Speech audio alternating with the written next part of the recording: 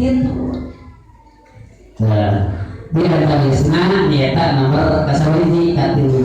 Secara singkat nomor kaopat nyata balana nafsu mulhimate nyata jalmi nusok hadap asor lepek-lepek kajarkeun kasasama papada batur.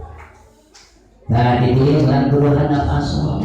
Tah ciri-ciri balana mulhimama anu sok DP ada asor tawadu.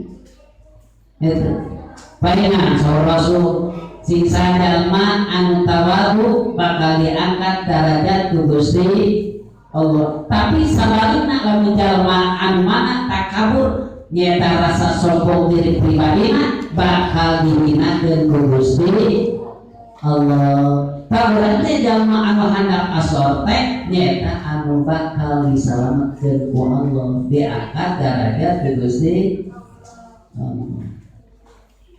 Itu salah satu nyata balas naon nafsu mulhimah. Nafsu mulhimah kade urang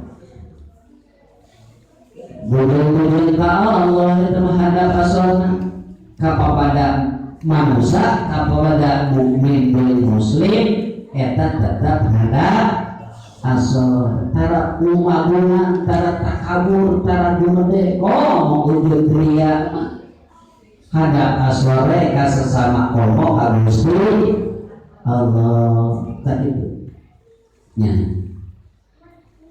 anu sarejeuna